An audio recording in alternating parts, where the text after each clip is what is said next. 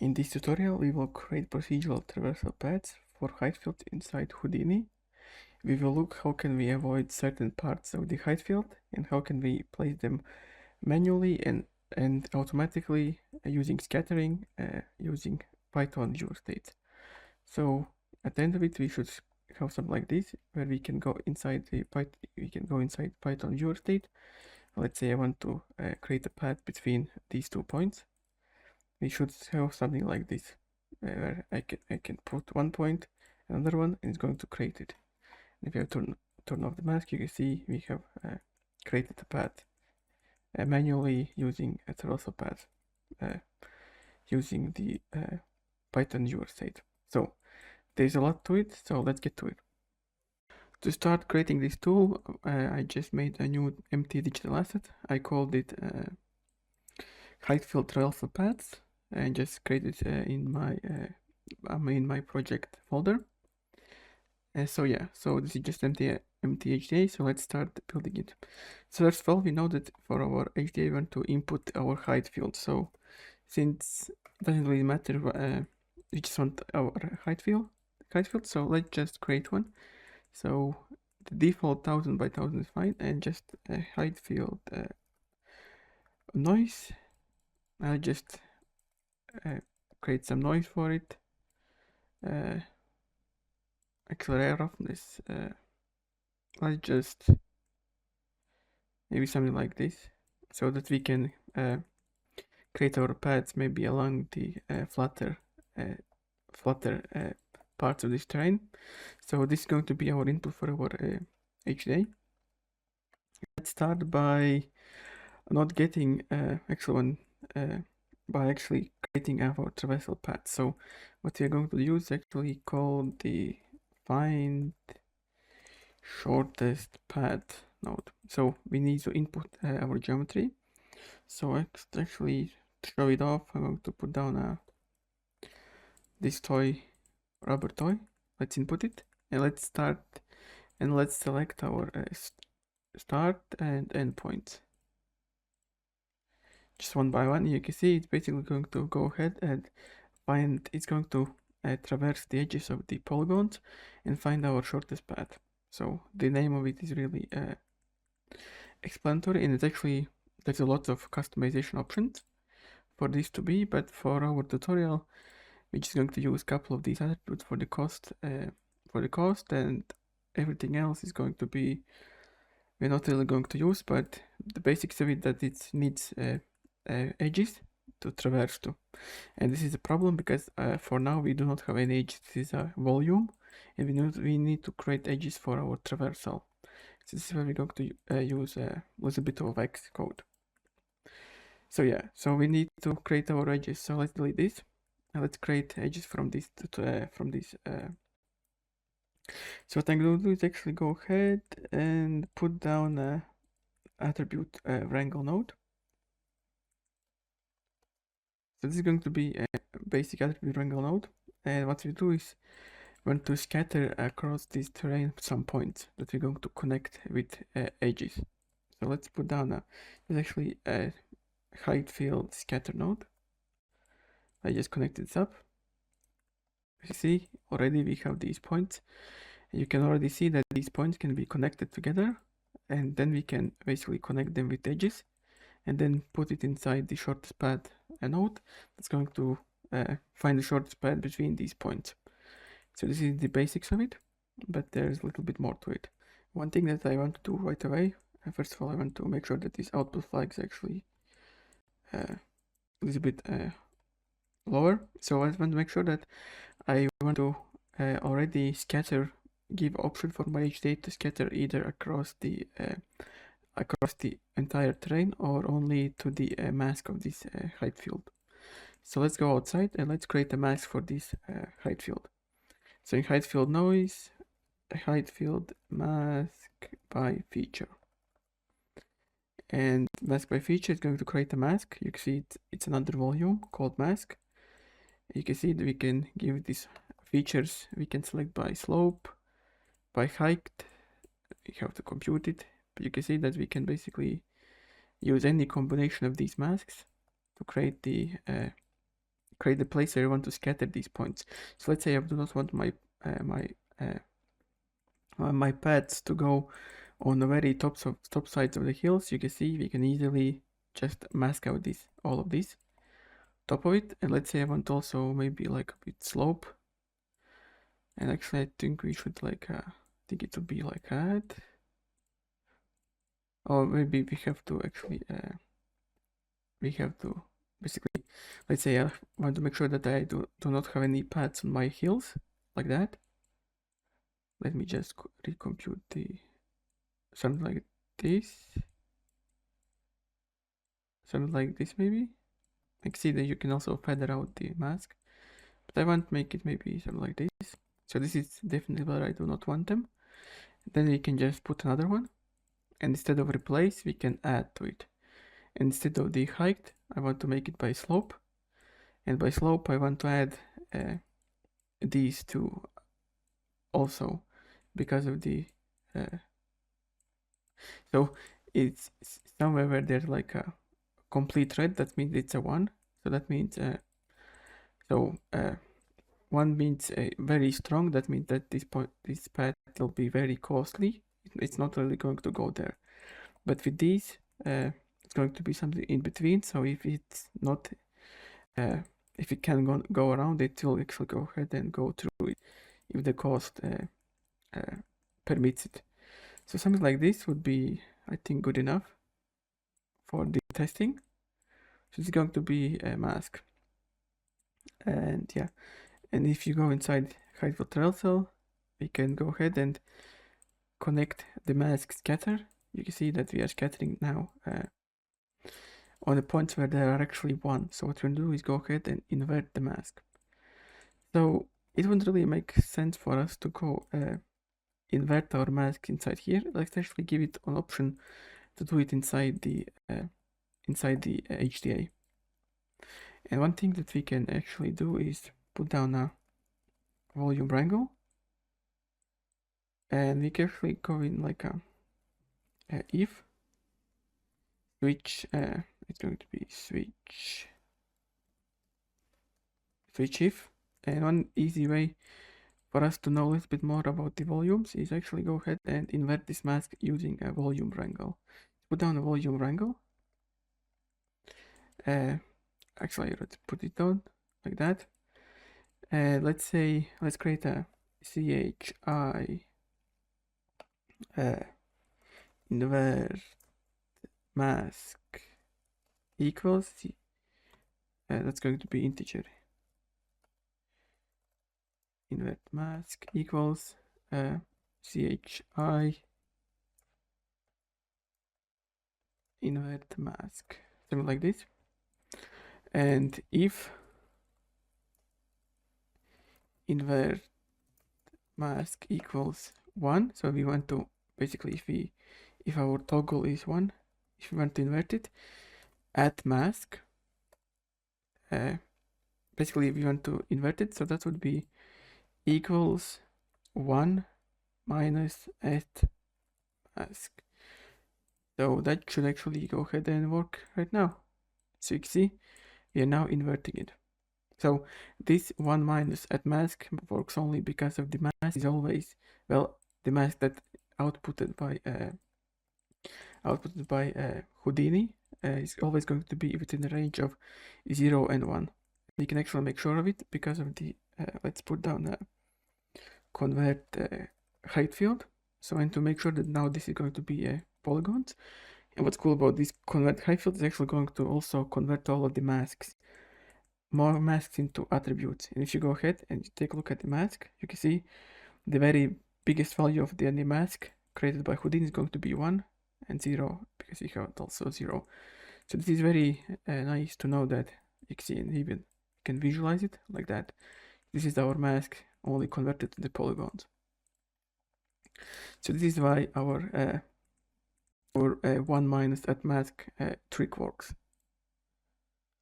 because it's actually it can be kind of tricky to understand it, but it's basically because of our values are always within 0 and 1. And let's say this value is like we want to invert this height field mask to this one. Basically, let's say this is a 0.4, and if we 1 minus its current value is 0.4, we have inverted this value to the 0.6, like that.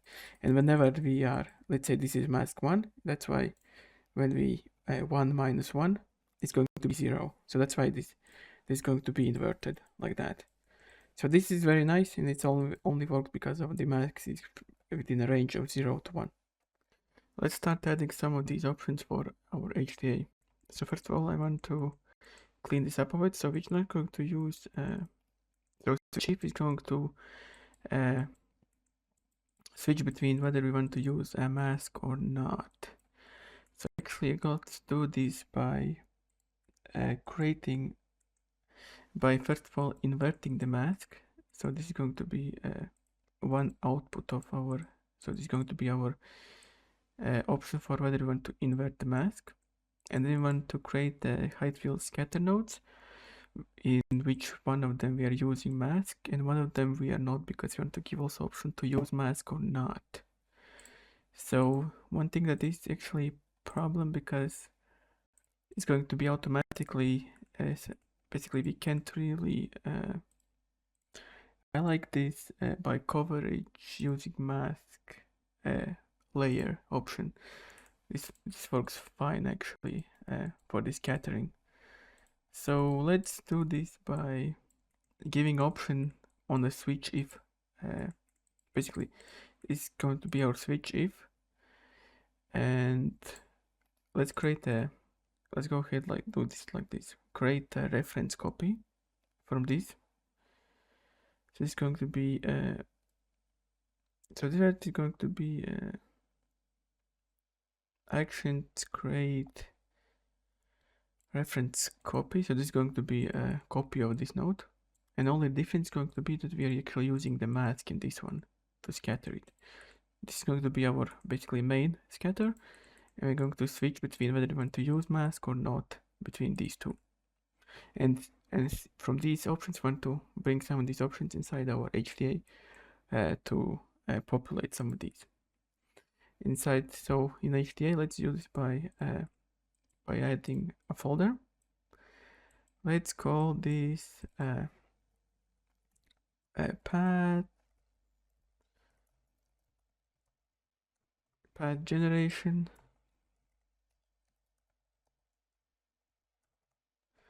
So this is going to be our one of the main folders. Let's make this collapsible, and let's do this by adding some toggles. So let's actually create a maybe subfolder because this is all of this is going to be part of the path generation, and there's going to be different substeps for us to do, because right now we want to scatter points. So let's call this point scatter. So point scatter, let's put it inside this toggle, and let's actually let's call this use mask. So this is going to be our toggle for the use mask, which is going to be this one. In this, so make sure that you press apply, and now this should be available for us. So ch and then dot slash, because we want to go one up, and you can see we have our use mask parameter like that. And let's actually bring out our parameters like that. Path generation, point scatter. Let's also make this collapsible like that. Apply, point scatter. You see we are now switch between use mask or not, and I want to give also option for us to invert the mask. So let's actually bring some of these options from our height scatter node. Bring this inside. So so for the layer mask, we can actually go ahead and, if we are using this mask, actually bring this inside here. So it doesn't really matter, because even though this node is not going to use it, it's going to be copied to this one like that.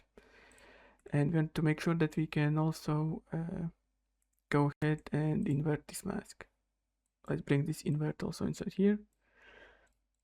Let's bring this mask layer string parameter, and let's join horizontally with the invert mask, like that. And let's make this, it's not integer, it's going to be a toggle, like that.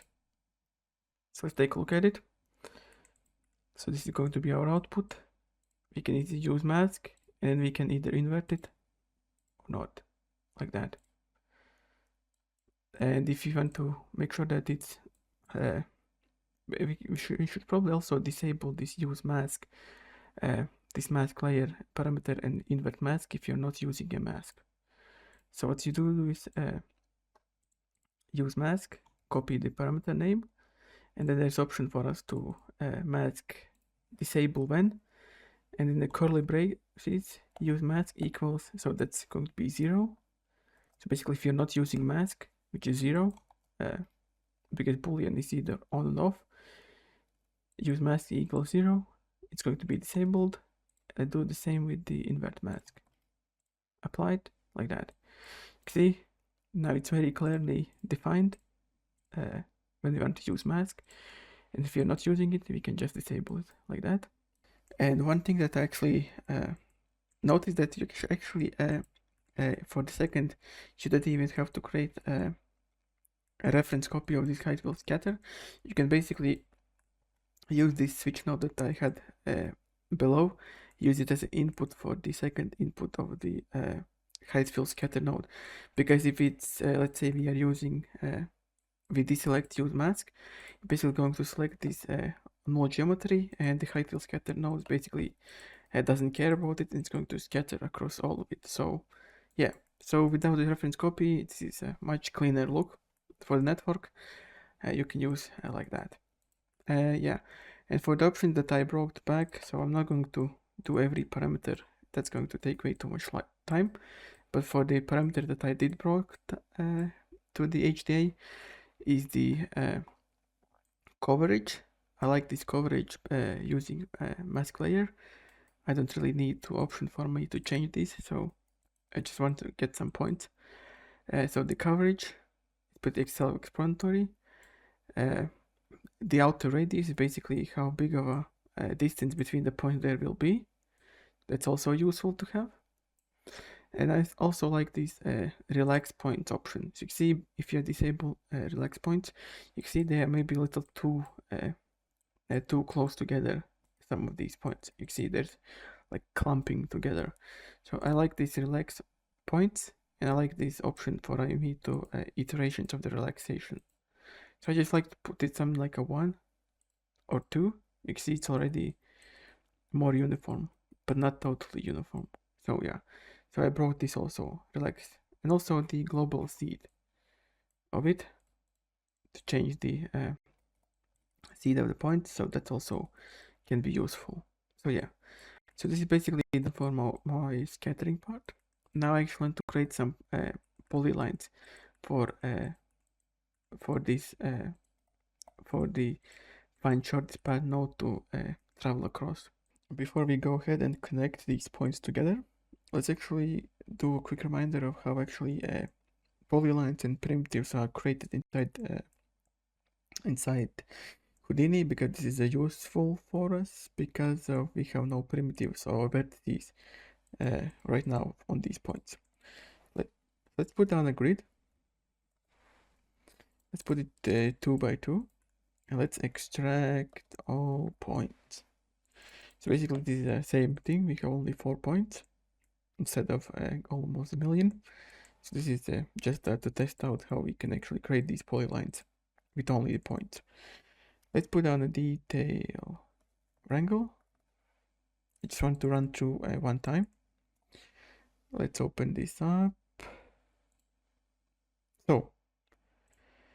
So what you have to do is, if you have no primitives and no vertices, you want to go ahead and create a primitive.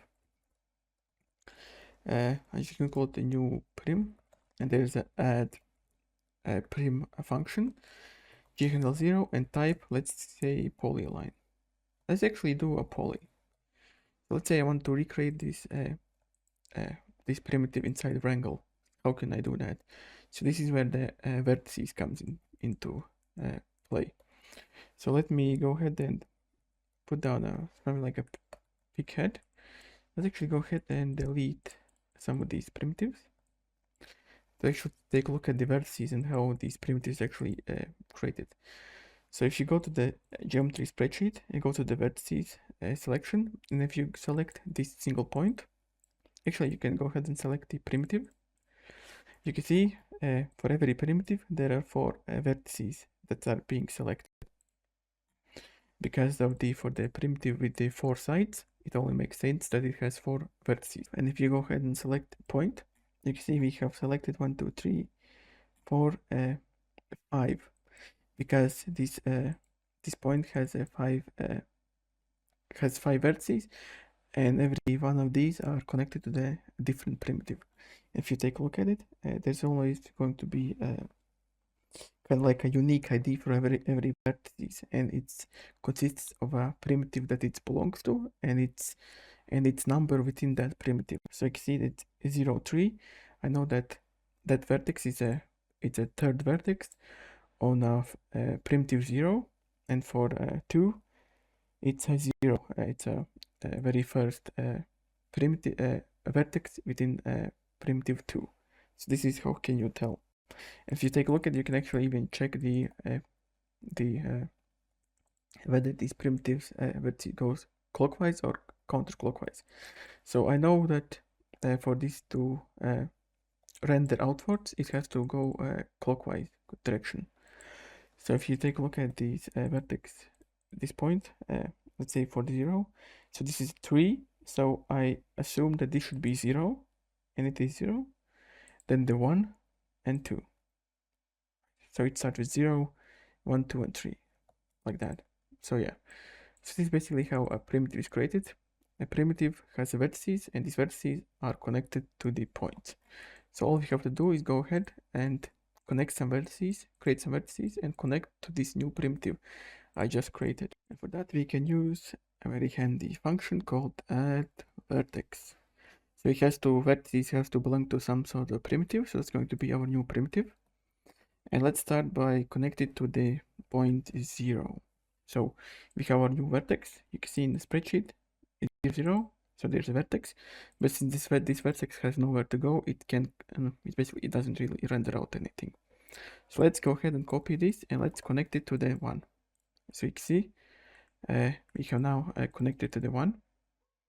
And since it's a poly, it's a little differently rendered. So let's go ahead and let's create our primitive, our actual primitive. So let's connect it to the 3 because of the 3, because this is basically the next one. And then let's connect it to the 2.2. So you can see we have went clockwise and created our primitive, and this is basically the same thing as inside here. Actually, even these should be the same. Yeah, and if let's say we mess up, and let's say we now connect from the vertex 1, connect to the vertex 2, and 2 to the 3, you can see our vertex goes here, here, and we get this messed up polygon looking. So this is what we do not want to do. So thankfully we do not have to do this. This is just for demonstration, but just to show how vertices work. So yeah, and so this is a for the polygons. And let's say I want to create a polyline. Instead of using poly, we can use a polyline. You can see it's going to create something like this, but you can see it's not actually closed polyline. So one thing for the polylines too, if you want to close it, what you can do is go ahead and create another vertex at the basically another vertex at the beginning of the polyline. So let's just you can just go ahead and copy this, set here like that. So you see we have basically 2 vertices to close any polyline. We need to have 2 vertices at the beginning of the where the polyline starts, like that. And this is basically done. We can Let's put something like a resample. Put down a sample. It's going to work like any other polyline like that. So yeah, so this is a little bit of a theory about the how polylines are created, and obviously we do not want to create a like a closed polyline. We just want to go ahead and create a single polyline between these points and maybe like a 10 neighboring closest points to this one, and do it for every one of these. So yeah, so let's do that. Let's start by creating a point triangle. Connect this here. Let's open this up. So let me close these other ones. So I want to do is the most straightforward way for me to do this is just using a near point function. So let's first of all let's create some parameters. So let's create a float parameter. Let's call this a search distance. CHF distance, and then the integer of how many points to find. Let's call this num equals chi num pts to find something like this, like that, because of the near points function that it actually requires a couple more parameters. So let's create integer array near pts equals near points. So for the near point, we're going to use the second option, where it's geometry, the position where to start the search, max distance, and max points. So distance and points is going to be the last parameters. Near point 0, so the position v at p, our current point position. Then search distance and num pts to find. So let's create our parameters. So let's call this. So this is maybe like a 10 because it's hard to tell how big how part our points are, but this is a big landscape. So set distance 10 to be at 10 meters. Let's number of points to find. Let's start also with 10. And now let's just loop through these 5 found near points. So we can use a for each. So we don't index, we don't need index, we can delete that one. Int pt, and array is near pt. And since our polyline only needs 2 points, optimization that we can do is make sure that this point is not the same for the when we create our vertex. So let's make sure that if at ptnum, which is our current point that we are running over, is not equal the pt that we have found in our array, because it's always going to be found inside this near point. Basically, always the first point is going to be the point that we are running over, because of these we are using our current point position that we are searching for the near point. So it's always going to be point that we are running over is always going to be in this array, and since it doesn't make sense for us to make polylines where the basically both points are the same, just skip that point and create a polyline between the other ones in this array, and then add vertex 0, add primitive, not vertex. Vertex is a little bit later. Int new poly. I'm just gonna p line is add prim 0, and the type is going to be polyline, like that. Now just add vertices. Add vertex 0, new p line, point so at our current pt num, and then the pt inside the our array, which is this one, pt, like that. And this should be basically it. So we see we have maybe some of these are actually connected. It's hard hard tell. So let's actually increase our search distance, maybe 10. You can see it starts to create this basically our polypaths. It's almost basically created. So make sure these values are reasonable, because this is perfectly fine for us to go ahead and search for the near points, basically to traverse our terrain, these points. Another cool thing that we can introduce is, if you want to make these connections a little bit randomer and not as uniform connections, we can give it a chance to basically a random seed that's going to determine whether or not connect these points. And if not, maybe search for some points that are further than this one. So this is done by very simply. So let me paste this. I just created a float parameter, something like a creation chance. And if we have to give it a random seed, if rand, so rand is going to give us a value between 0 and 1, and we have to give it the seed, and the seed is going to be unique for every connection. So for every connection that can be created between 2 points. So let's say I'm iterating currently over this point, and the in array is this point. So the sum of this point plus this is going to be the same, and the random is also and the random function is always going to return the same value if you give it the same seed. So this means that in both cases, when we're running over this point and this point, the seed is going to be the same, and this connection won't be created at all. There's a chance if this parameter is bigger or smaller, whatever we determine it. So this connection may not be created at all. So let me just do this. So if rand at pt. So this random is kind of like a unique ID for every polyline that can be created. Plus pt. Let's just say that it is smaller or equal our creation chance. And then just copy this inside here. And they should be, let me clean these once.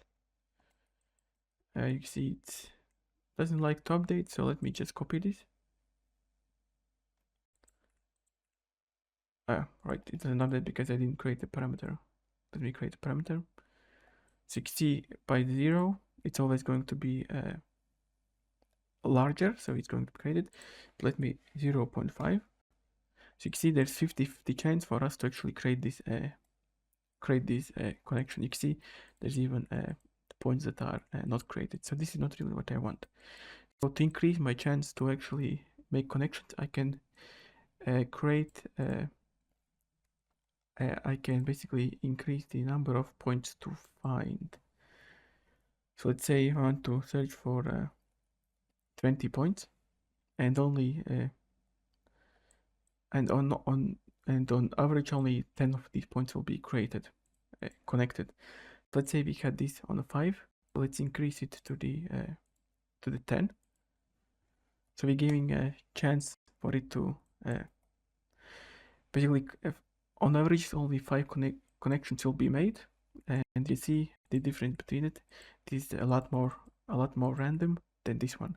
One thing that you need to be vigilant about is actually to make sure that any of these points are actually basically all of these created points has to be basically interconnected. So basically, if you go ahead and double click on any of these edges, all of it should be, entire geometry should be selected, meaning that any of these points, any of these edges has a traversal path to any of the other ones, any of the other points. So this is very important, because let's say instead of a number of points 10, I put in something like a 5. So now it's going to be, you can see that when I double click on any of these edges or primitives, you can see that I have these spots. So that means that there are no basically there are no edge that can travel to anything that is not selected, and that means that the find shortest path node is not going to create a path for us to travel to 2 points. So easiest for us to do is just put down delete small parts labs node. And before that, actually, let's delete it. Delete the biggest part, smallest part. So what you could do is extract largest piece, something like this. And we should, so let's extract largest piece, and instead of the area, a perimeter. So you can see it went ahead and delete everything that's a smaller one. You can see now we have this, and now we can be sure that any of these points where we put our paths, let's say here and here, there is a path for it to meet together these edges. So yeah, but if you have a reasonable amount of points, something like a 10, should be basically always ability to get to the other points. You can see it's even, if I double click it, everything is selected, and this delete small parts. That node doesn't really do anything. Yeah, but that's just to make sure that everything works collective once we go to the path creation. Another thing is that we have a little bit too many primitives on these. So basically, because of the methods we're using, there is a big potential that both of these, basically, if I go ahead and select, let's say, this primitive, you can see it says 2 primitives. That's because of our creation chance is 1.5 on this one. That means it's created this edge, and that means also that basically any of these are going to be 2 edges because of the once we looped over, let's say, a point, this point, it created a polyline between these points, and once it iterated over this point, it went ahead and also found this point and created another polyline. So that means we have 2 primitives, so which is not what we want. What we can do is actually go ahead and put down a polypath, which is polypath node, which is basically designed for us to clean up this geometry. And as you go ahead and select it, you can see before that I go ahead and selected 2 primitives, go to the polypath, I have 1 primitive. And now any of these connections between 2 points should have basically only one poly edge, like that. So this is already going to create our file a lot smaller, so 271 megabyte instead of 474. Another thing that I want to implement is ability to cache out this path, so I do not have to recompute it every time. Let's say I'm happy with it, and maybe I want to make a different kind of paths, so it would be good for me to actually ability to cache this out. So what I'm going to do is put down a if node, switch if, and then file cache node. So if you want to cache it out after the polypath, connect it to file cache, and so there's going to be a couple options that we do not need. So we do not want version, we do not want time dependent cache, and in advanced for the saving, we do not want to enable load from the disk on save. So basically this is just going to be for we're not going to use this node, so there's no need for me to load from the cache when I save. So I disable this, and also harden base names on save. Let's disable this one, because actually I found it was kind of confusing because of I'm using expression inside here. So basically I'm going to be using expression from my HTA inside here. It's actually going to, if this is actually not turned off, it's actually going to bake out this expression into a regular string, and then you basically have to redo the expression, and that's just no good. So make sure that you do not use the hardened base name on save. And then all you want to do is go ahead and drag this base name and base folder, and also save to disk. So I made my subfolder cache paths and created a new toggle for the load cache, which is going to be used for my switch, like that. So let's press apply. So let it quick it out. So now we should have, you can see I have my references to these HTA parameters, and let's just copy it, and this is the node that we're going to use. Basically, we do not want, the only thing we want to change that when we are loading from the cache, it's load from the disk, like that. And then the option has to be connected to the switch if, actually, from the, basically, if you do not want to load from the cache, just connect polypaths right to the switch. And if you want to load from the cache, connect it to the this one. And inside here, use ch and use this toggle load cache, like that. So let's test it out. So all these parameters should be good to go. Let's put that output node. So this is, let's say I want to cache out this this path. All I have to do is give it the my path is going to be in my a heap, which is inside here. My project here, geo. Let's say I want to say it inside here. Heap geo is fine. And byte name, just let's call this test path, something like this, and save to disk. I try it out. You see it's going to create actually a folder, which I'm not sure how can I get rid of it, but it's always going to create it. You can see inside this folder there's going to be this test path inside here. And then let's say I want to load it from here. Let's go ahead and change this. Let's make this more sparse.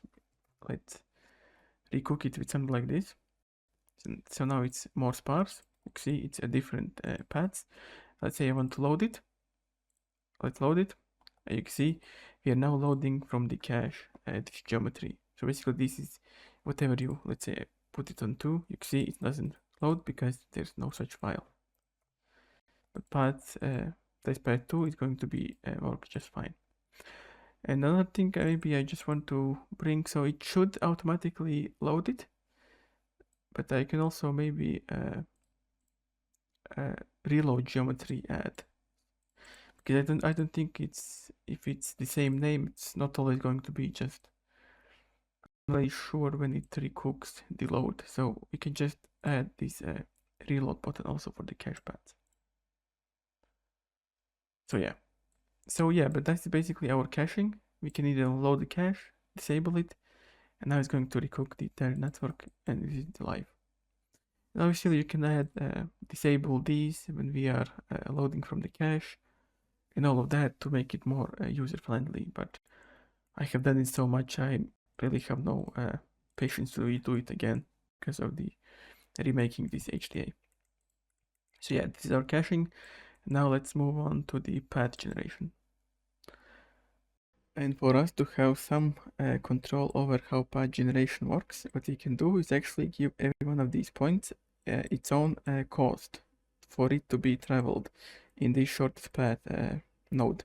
So I set up a little demonstration where basically what I did is I created a noise attribute, and this noise attribute, so it's called traversal noise. Let's find it. Right, the biggest one is 0.92 and smallest 0. See, I put the bias to the smaller number, like that. Then what I did is basically I put a contrast, very big contrast on it, so that there are many, basically, so that it's 50-50 big values and basically a 0 inside here. And I created, and see, this is a traversal noise attribute. And if we feed this to the find shortest path point cost attribute, basically point this attribute to here, you can see how it's basically tries to avoid attributes with the biggest numbers on it. So let's take a look at it. Let me template this geometry and take a look at this sweep, something like this. And let me go on top of it, and let me go ahead and rotate this this line I created. Let's make it a little bit longer. So you can see this line, and if I rotate it, you can see it path generation node is going to try to avoid anywhere where there are so these black ones are basically these, all values are basically 0, and you can see it tries to weave around the attributes that are bigger than 0, and these are very high value. Basically, for these points, the cost attribute is very high. I think it's like in the thousands. So that's why it tries to avoid as much as it can to go to that path. So this is basically how we can artistically control some of the path generation. We can just put down the noise and it's going to try to weave around. Or you know that you're going to have like a geometry here. You can just create an attribute that's going to represent the geometry, put the value of that attribute really big, and it's basically always going to any path is going to find the shortest path is going to go around that those polylines. So yeah, so this is the basic of what you want to do, and I just want to go ahead and create a user-friendly ability to combine multiple attributes on my HDA that's going to combine all of them inside the one attribute that's going to be going to be referenced inside point cost attribute inside the find shortest path node. Let's start by creating all the parameters we're actually going to have. You're going to need. So let's drop down some folder. Let's call this traversal path. Something like this. So I want to create a string. So I want to cost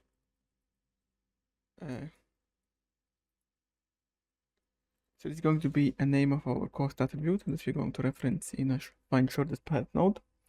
And then I also want to toggle to whether or not I want to use a cost attribute. So maybe I do not want to use it. Use cost attribute. And then I want to create a multi-parameter block because we don't know how many attributes we want to use at any given time. So that's we want to use a multi-parameter block that we can add combine how many attributes you want. So put down a folder. Let's call this attribute cost combine. Attribute cost combine. And then I want to let's just duplicate this. So I want to cost that I want a string. It's going to be attribute name. Just let's call this attribute.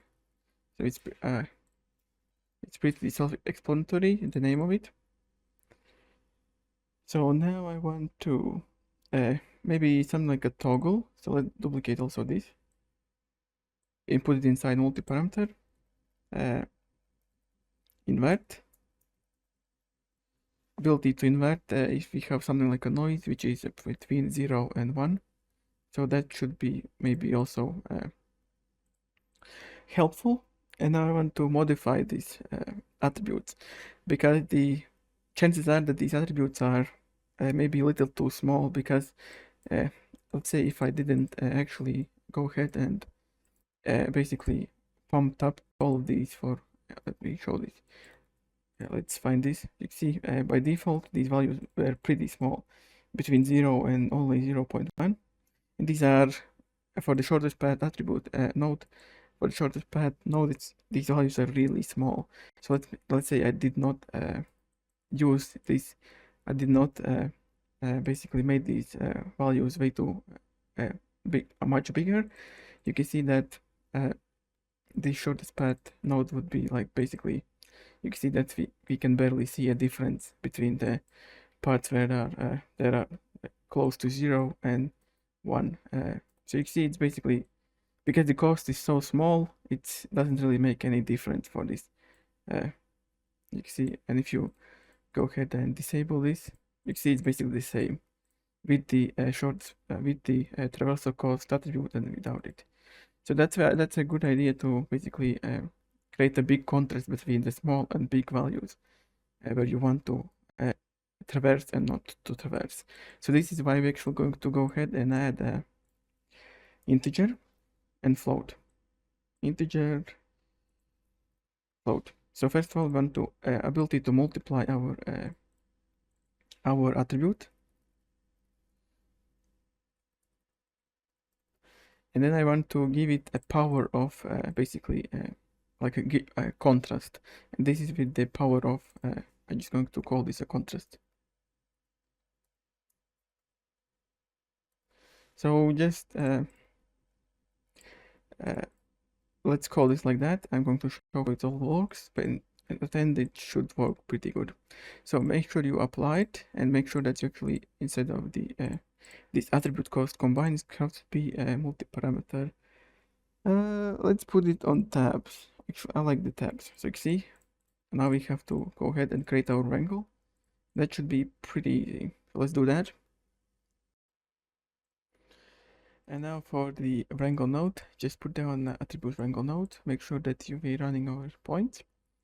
Let's start referencing some of these parameters inside our wrangle. So let's start by, let's call this cost attrib name chs dot slash cost. Let me just go ahead and copy this cost attribute. So since these parameters are not on a wrangle node, but on the HTA, and I know that my HTA is basically on top of it, we can just, with the relative reference dot slash, get the parameter on HTA inside our wrangle node. And then also we have to, let's call this, let's use also our toggle whether we want to use our cost attribute. So this could be basically a switch node, whether we want to compute it or not, or on the actual wrangle node. So actually let's not reference it. Let's just do it with the switch node. So let's not reference that, but we want to use we want to reference this multi-parameter folder, which is basically our index, unique ID, index ID for every attribute we want to add, combine. So it's going to be chi integer num attributes to combine, something like this, chy dot slash like that. And now I want to run over this multi-parameter block. So it's going to be 4. So let's counter is going to be our num attributes to combine. Let's call this attrib ID, because y is not really helping us to. So one thing that we have to know that it makes sure that it's actually going to, our parameter name is going to be consistent with our attribute ID. And very nice ability for these multi-parameter folders are the first instance ID number. So it's our for loop, it starts with a 0. So that means the first loop that it's going to do is going to, ID is going to be 0. And we have to make sure that our parameter multi-parameter index also starts with a 0. Like let's say I put it on a 1, apply.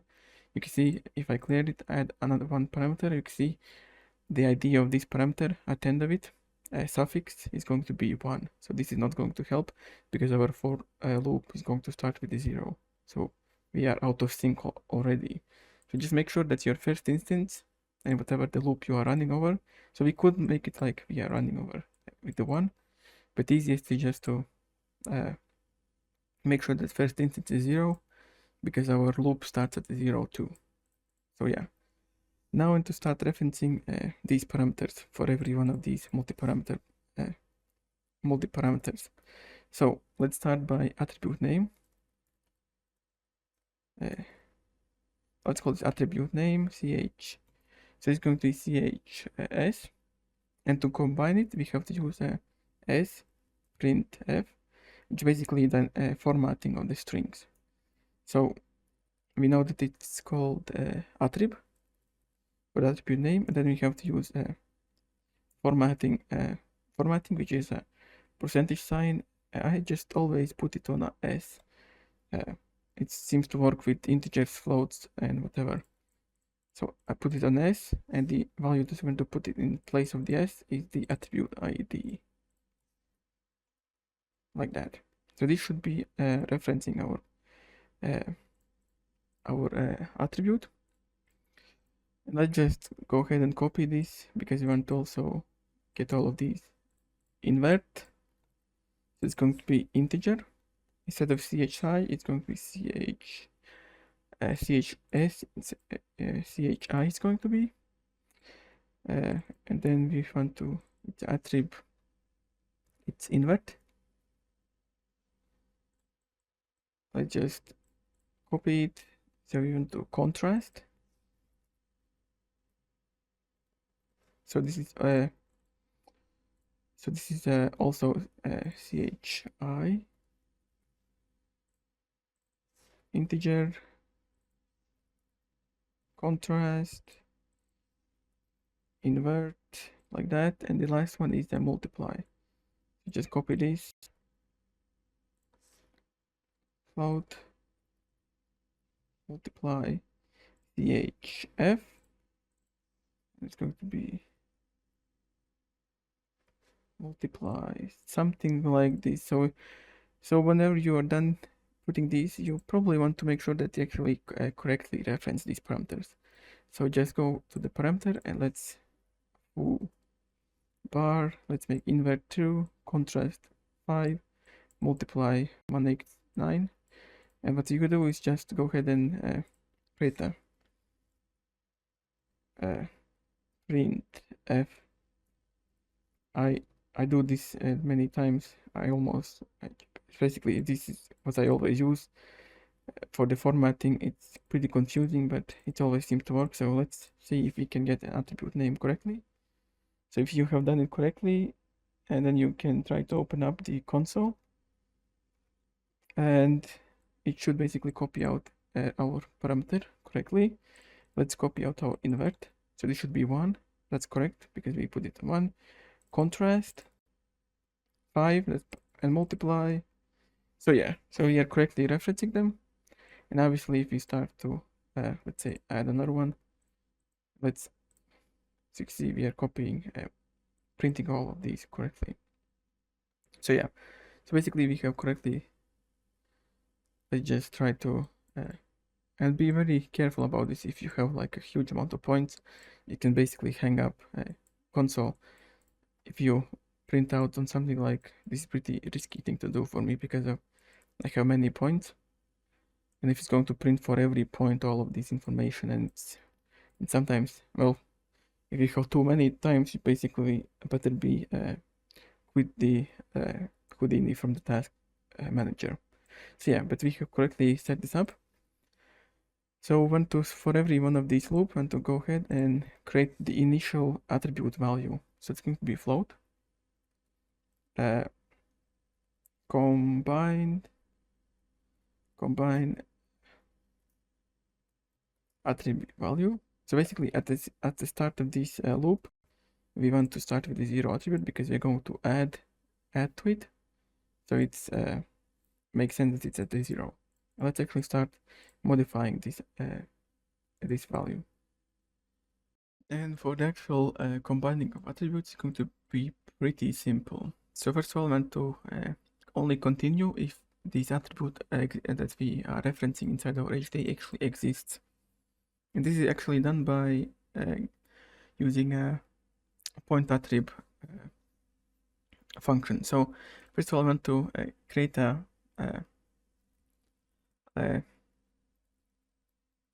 success flag. Let's call this in success is going to be 0, and then you want to check this detail attribute, point attribute. So we want to make sure that it's only a float. So this is going to be done through the drop down menu inside the actual HDA. So at this point we are assuming it's a float, and if it's not, it doesn't really give us it's not really useful for us, but we're going to take a look how can be. So we could in a Vex code check if it's a float value only, then continue, but maybe we're going to do that a little bit later. But for now we just assume it's a float, and that's fine, because it could be also, I guess, well, it could be like a vector, and I think it would just basically cut basically take index 0 for the vector and basically cut down any other values from vector. So, but doesn't really matter. So let's use point attribute 0. So attribute name is going to be attrib name. Point number is going to be at ptnum, our current num, point number, and for the success flag, we're going to put it inside here. So basically, it's going to return 1 if this actually exists. Float. Let's call this attrib well, something like this. And then we want to continue only if this attribute was successfully retrieved. If success equals, so that's going to be a 1. Now we want to check if we want to invert our attribute. So if invert equals 1, so for that attribute inversion, it's very simple. You want to take the attribute value that's right now, and this is going to only work if it's, well, it's only going to be useful if it's this attribute be between 0 and 1 values. Equals 1 minus attrib val. Attrib val. So if we did, we have inverted it. If it not, doesn't really matter. We skip this. Now I want to start combining. So the combined attribute value is going to be, so we want to add to this value. So this is why it's outside of the for each for loop, because we want to add to its value every loop we do. It's going to be a power of our attribute value right now, which is the attribute value, multiplied by the multiply, and then we're going to use the power of the exponent, which is our contrast, like that. And that should be it. So why does it give me this? Right, we have no matching function for this, so that's fine.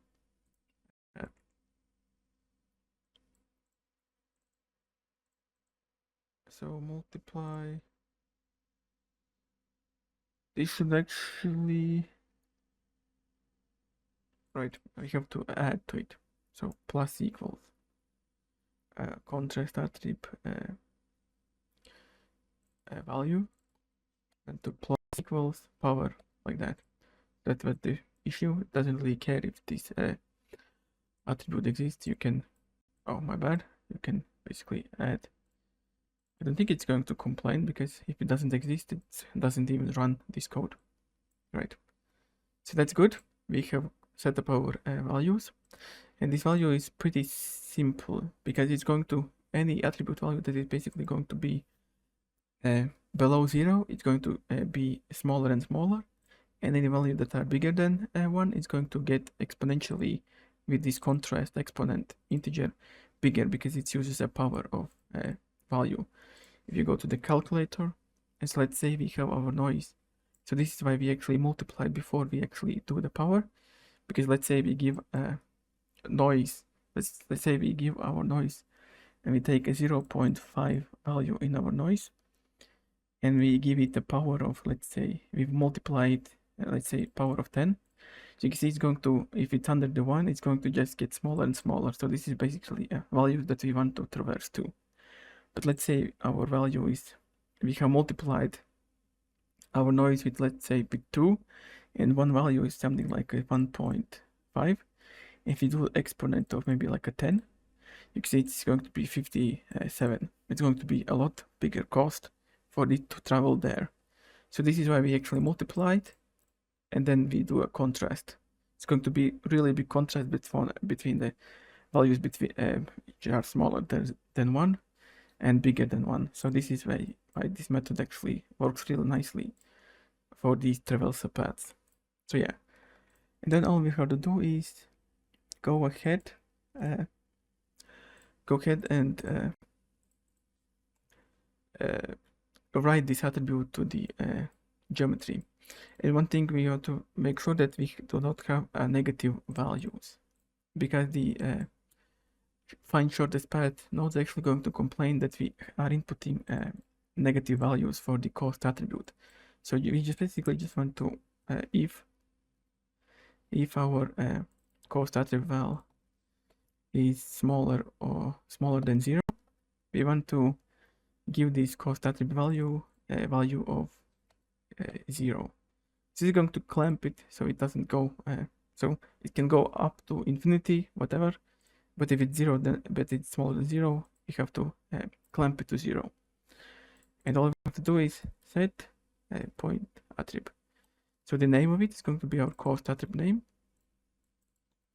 Point number at pt num. The value is going to be combined attribute val. And mode, we don't need it. I think we can put it as set. Whatever. So yeah. So I think if you put down a set flag, it would basically, if this attribute already exists, it's going to be overwritten. But if I think it's fine, whatever. So yeah, let's now check out how it works. And to make sure that it actually works, what you can do is create cost attributes and like a foo for the testing, and make sure that you in a spreadsheet use I am going to use only one attribute that I want to combine with. So traversal path noise, I created a simple noise, which is just a 0 to 1 noise, which traversal noise, let me take a look at it. Traversal noise, so this is a simple noise, 0 to 1 noise, which is I'm going to input to my multi-parameter, and this is going to, if I make it to contrast 1 and multiply 1, I do not invert, these values should basically match together. You can see they are identical because we're not really modifying it with these contrast. We're basically multiplying it by 1 and then the power of 1, which is basically the same thing. But let's say I want to multiply it by 2. You can see well, these values are basically, you can see where the traversal noise is 1, now it's 1. You can actually, let's multiply by 1 and let's actually visualize this noise. If you go ahead and visualize your contrast attribute combined value, and if you take a look at the visualizer settings, you can see this value gradient. You can see we're basically getting some 1 values, which is this red, and basically most of them are at the middle of it. But let's say I want to multiply it.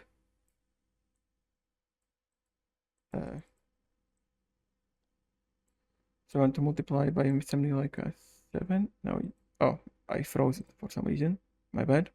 You can see if I multiply, these values get real. Basically, they're going to uniformly be kind of crushed. You can see after that we're basically way out of line, out of the visualizer range, and that's it. So this is not the best way for us to get the contrast between big and small values.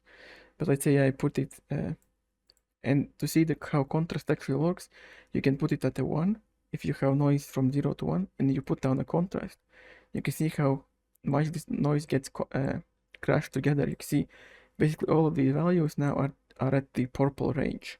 So these are super small values now. So this is not ideal. They're getting really small. You see that only the 1 value, power of 1, stays the same, but everything else is basically getting contrasted super small. So this is why our multiply begins with.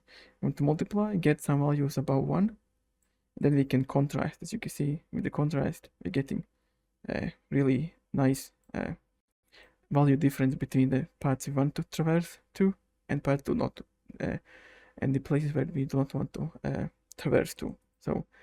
So this is the method we're going to use for us to artistically kind of change the values where I want to traverse and where we do not want to traverse. So yeah, so this should be done for now. Oh yeah, right, one more thing.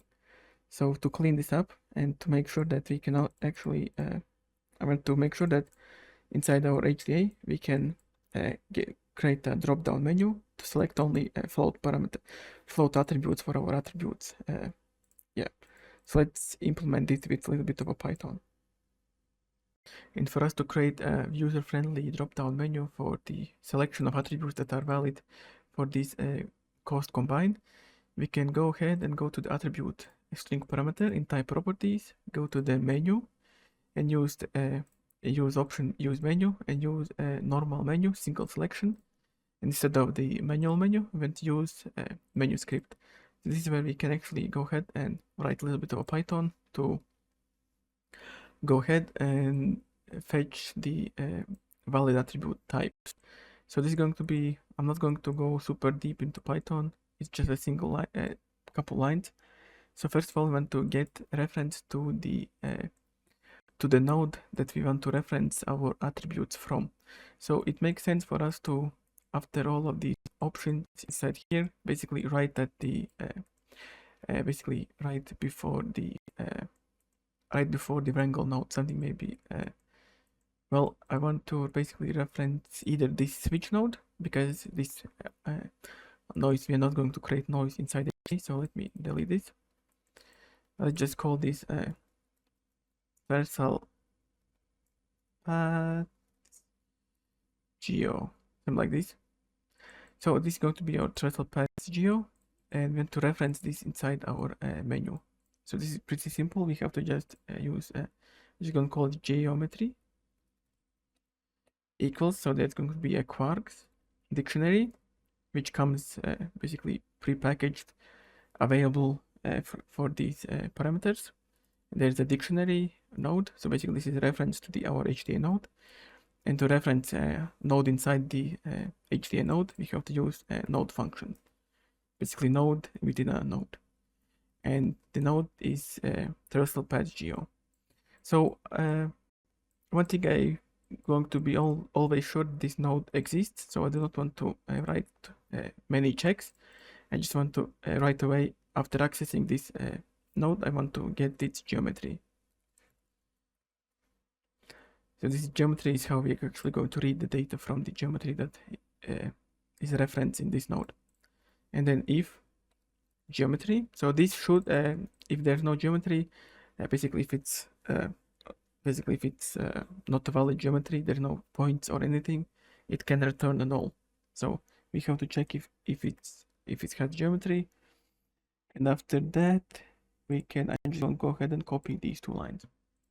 So integer and float attributes are both valid for our vex code, because it's going to vex is going to basically float, and integer is going to be promoted. I think integer is going to be basically always promoted to the floats.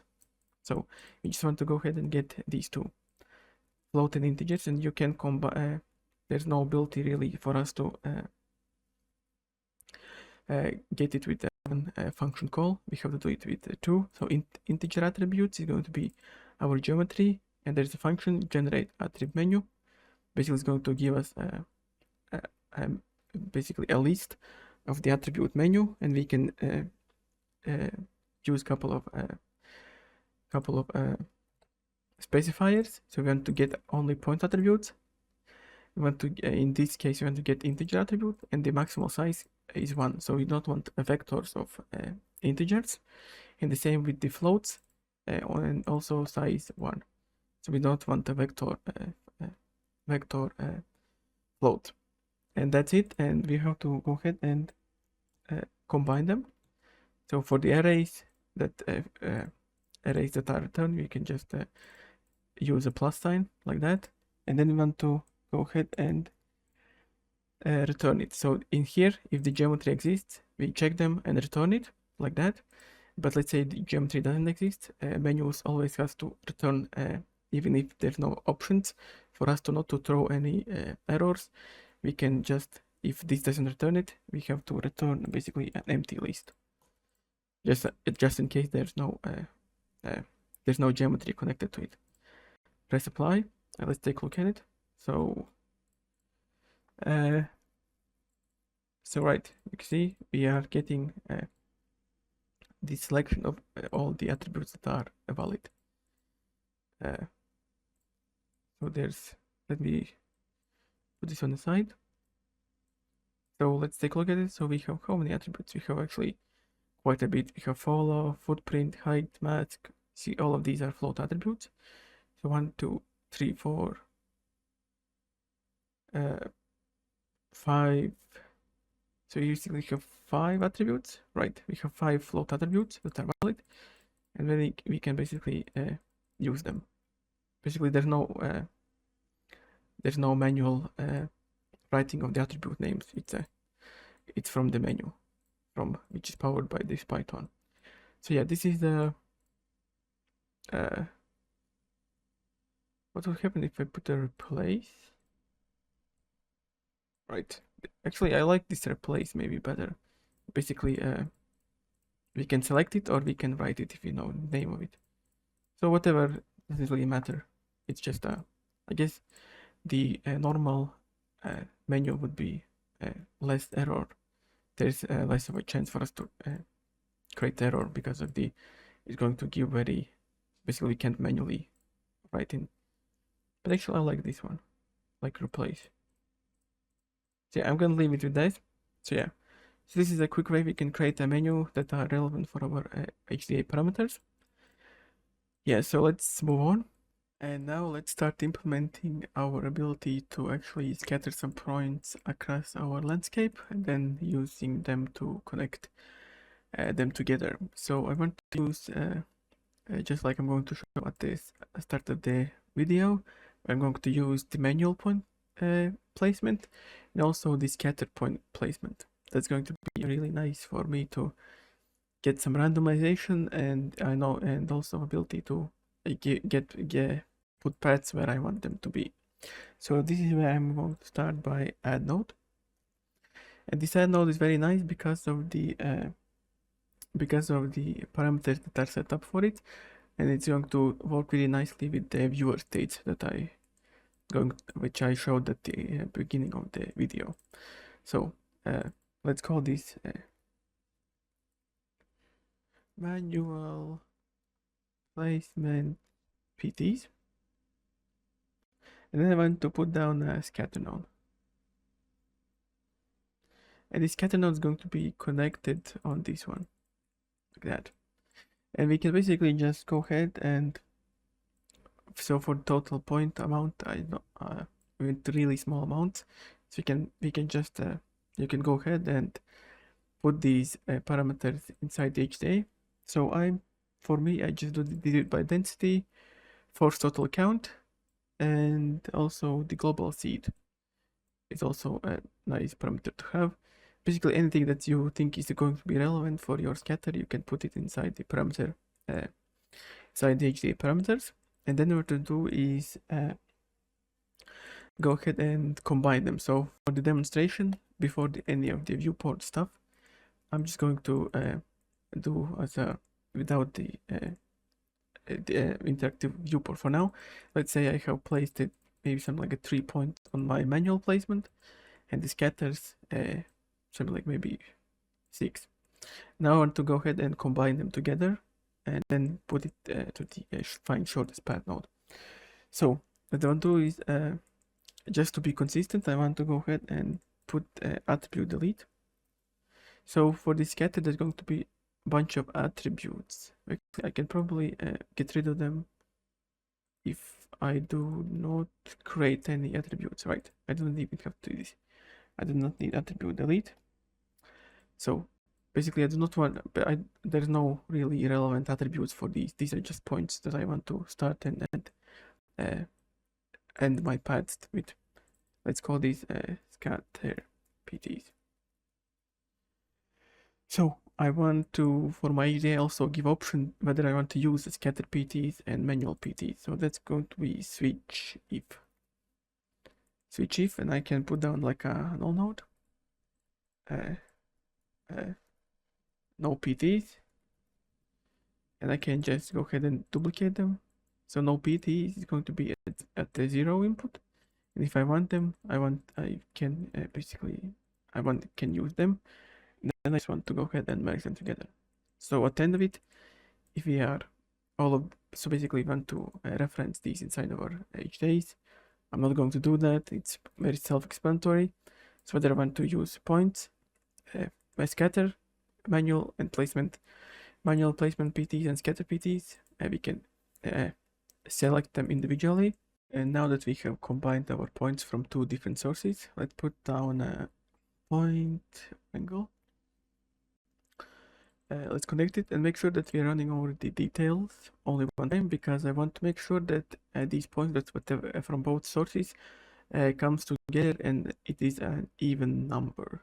So basically it divides with 2 with no remainder, because it is important for the find shortest path. I really like the one of these output paths is from each start to corresponding end option, where we have to give it start points and end points.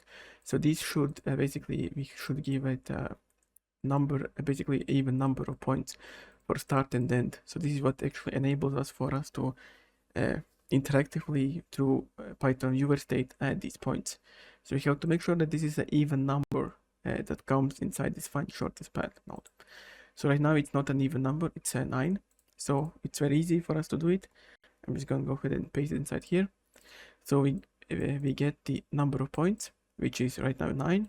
And if the modulus of 2 is 1, basically if we get a remainder when we divide it, when we well, modulus, it's pretty basically how many times 9 goes, how many times 2 goes inside the 9, which is 4 times, and the remainder is always going to be remainder is 1. So that means the it's not an even number.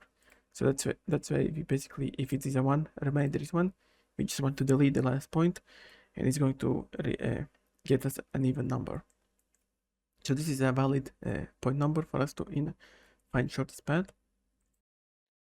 And before we can get our paths, we have to package all of these points in something that find shortest path start and end points can actually read. So this is going to be where I'm going to create a detail string attributes of points that I want to connect together. So let's do that. Let's just copy this attribute wrangle, connect it, let's delete this one, and let's going to write a little bit more. So let me actually open this up. So let's create a first of all string array, start PTs, and let's do it end PTs, and then I want to run through every point. So I don't want to run through every point because I just want to create this array one time. So for, and then our counter is going to be end points geometry. I just call this PT.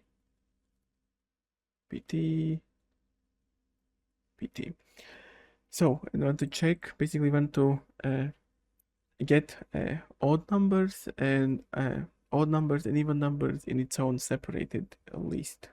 So let's do that. So all I have to do is if, oh my bad, if the PT modulus of 2 equals 0. So basically if it's an even number, we can call this, we can add append to our start PTs, and we have to, since this value is integer, we have to we have to convert it to the string, our PT, like that. And we can put down a continue. So continue basically means that we are going to the next for each loop, for loop. And basically, if we do not trigger this continue, we want to go ahead and append. So we know that basically, if this didn't trigger, so we know that this is going to be an odd number. So that's why we want to add basically add this value to the endpoints like that. And all I have to do is now create this attribute inside here. Create a detail attribute attributes for start and end point, that's something that parameter on find shortest path can read. So set point set detail attribute 0 name. I'm just going to call, since there shouldn't be any point attribute interference, because these points are basically created from beginning with no attributes at all, and it's always going to be 0 attributes, so it's pretty safe for us to just hard code the names of it. Start PTs. So the value is going to be, so we want to create a long string of these values. So what we can do is put down a join function, which is expects array, string array, which is our start PTs, and the space is going to be just a white space. And that's it. We have our attribute 1. And if you go ahead and create npts with the npts like that, this should be done. So you can see we have separated our points to the even and odd numbers like that. And to reference these attributes in a find shortest path, so connect our wrangle node where we multiplied our attributes to the first input, and the second one is going to be our points. Inside here we want to so this is for the output. This is going to generate some attributes, so we can turn this off, but we are most interested into the connection, how the connections are made. And to demonstration, I want to use from each start the corresponding end, and in the path cost we definitely want to use our attribute we just created from our wrangle. So let's use point cost attribute, and you can just go ahead and copy the relative reference to the cost attribute and paste it inside here. So now we're using it. And for the points, we can just use the detail s function, which is surface is going to be 1, and the name of it is going to be start PTs. And this should reference our attribute like that, and then just copy it, paste it inside here. It's going to be npts like that, and this should already, you can see it's already created our points. So we have how many? We have 6 unconnected, so we have 6 paths, you can see. And this is good because this is the method that we are getting from the each. So you can play around with the method that it's creating these points. So the most useful ones are basically the from each start to each end, which is going to create all of these with very few points. You can get this kind of a connection around the entire node. Or if you have manually placed points, I really like this option to basically connect two points together. And now let's create our Python viewer state. So for that, go to the type properties of HDA, go to the interactive, and create a new viewer state. And the best part about this is that we have to just a little bit modify a preset code that's already provided by side effects. So for the samples, use add point sample. So don't select any of these and basically accept it. So you can name it, give different name. I'm just going to leave it at that and accept. You can see the code is basically already set up, and we just want to do a little bit of a modification for it because we are working with the height fields. So by default, let's actually go take a look at how it actually works.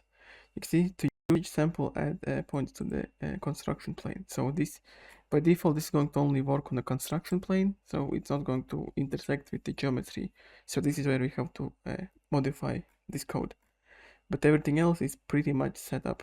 So what we want to do is register these points on our HDA type properties. And easiest way that this basically says that we can put down an add node. So this is going to actually, I already had that node because we use this one. So basically we want to add these points via viewers.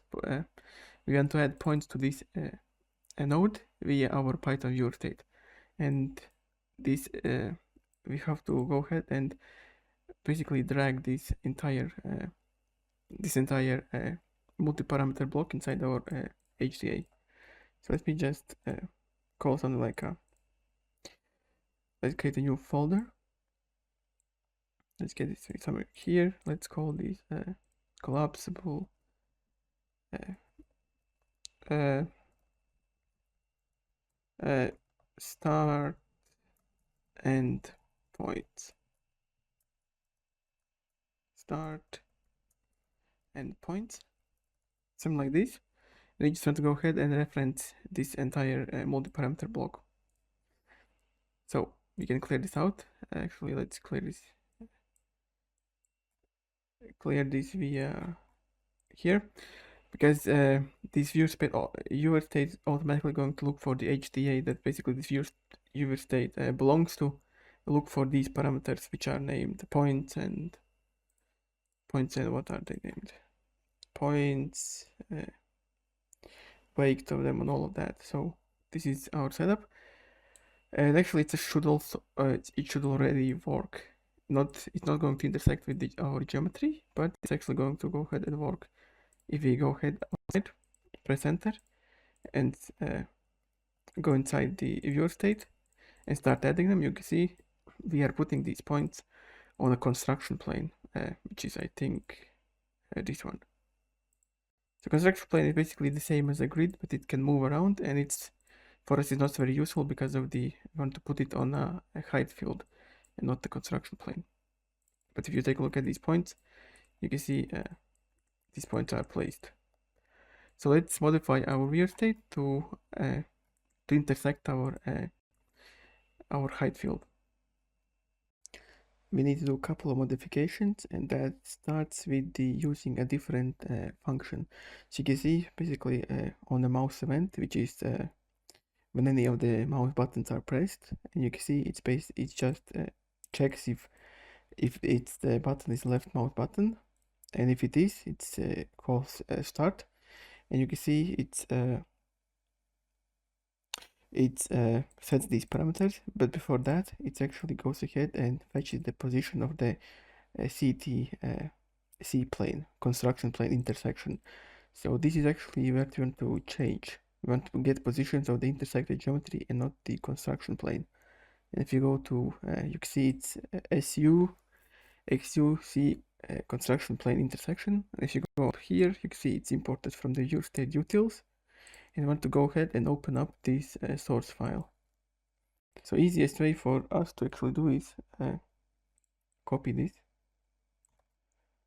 I go to the Python shell, and then you can import OS module, and I guess you would also have to import this utils module. And now what you do, os.open its start file, and then you want to just go ahead and copy this viewer state util module and use the file function, which is basically a property to check where this viewer state is located. And if you press enter, it should basically just give it a second. It's going to basically open up this source file. And what I am actually looking for is there's a really nice function. If you go ahead and subgeometry intersection function, which is basically already made for us, we can just go ahead and replace this construction plane function with the subgeometry intersection. So let's do that. And function that we just looked at requires for us to provide a geometry that we want to intersect. So this is where I'm just going to go ahead and create like a null node. Let's call this HDA input, and I want to go ahead and reference this node because you want to make sure that we intersect with height field and not with the polypaths. So let me copy this. Let's go back to our viewer state. So first of all, we have to create a new variable because this construction plane intersection doesn't require a geometry. It uses like a scene viewer. So go here and create a new variable in the definition self dot, let's call this intersect geo. It's going to be, for now, it's going to be none. We're going to send it, because right now it doesn't really have any information about it. It's basically just initializing all the variables. And what we'll do is go ahead and at the start of the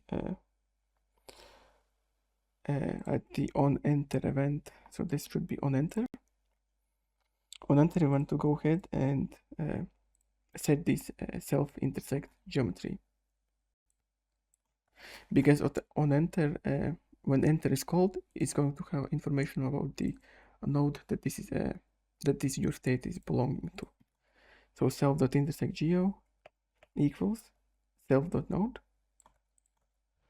dot node. That's going to be our HCA input node, like that. So we have gotten our HCA, basically a node that we want to intersect with.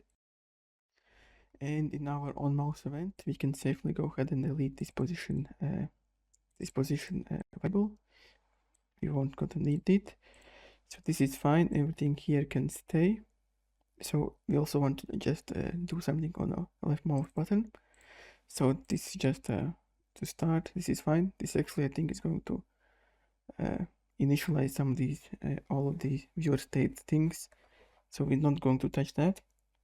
And all I want to do is now call a function of the subgeometry intersection. So we will just go ahead and copy this. So let's call this like let's call this position. It's going to be su dot subgeometry intersection. So geometry is going to be our self dot intersection geometry. Wait, what they call it? Self dot intersect geo. So rate origin is going to be origin, which is already provided, and direction is going to be direction, which is basically like just a pointer coming from our mouse cursor to on a viewport. So this is where actually we get like a ray that's going to intersect our geometry. Another thing that I have to actually check, because this function actually requires our geometry, not the actual node. So let's actually do this, that this is going to be, so let's call this, let's check that the geometry actually exists and is connected, so our viewport, viewer state doesn't throw an error. So let's call this read geo equals self.intersect geo dot geometry, so like this, and then if read geo, and only then we want to go ahead and set these variables, because it could be that we have nothing selected, nothing connected to this HCA, and if I think that would actually basically throw us an error. So we could like exception handling all of that, but for this is going to work just fine. So then instead of the intersect geo node, we want to give it a read geo. And the last thing I want to do is, if you notice that in this subgeometry intersect function, it's actually going to return a list of different values, and you can see that it's going to return a prim number, position, normal, and UVW, and we are interested only in the position. So we have to select the index number 1 for the return, which is going to be the position that it's set this parameter on. So, and that should be basically it. If you go ahead and apply it, and hopefully you didn't get any errors, and you can also go ahead and change this message of the that's going to appear at the bottom of the viewer state. Left mouse button to add points to let's call this to add points to add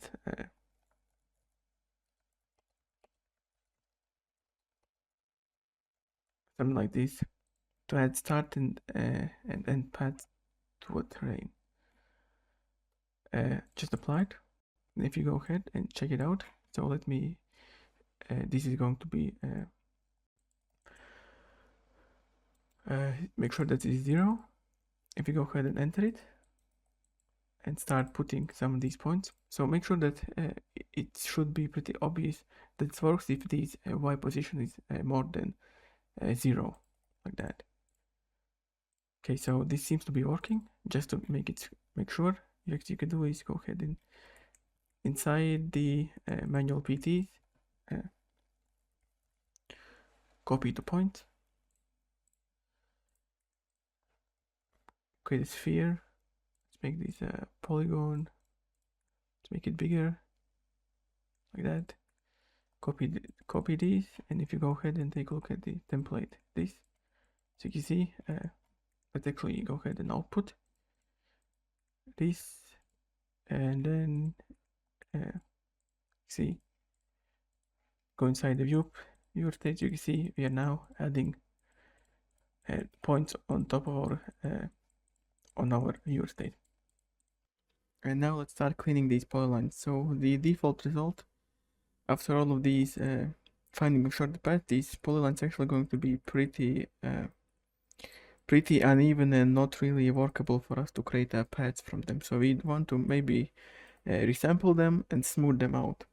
And yeah, and before that, actually show what's going to most likely happen if you have many polylines, and they're going to start basically overlap with each other. So if I take a look at find shortest path and select to the from any start to any end, then from each start to every end to each end.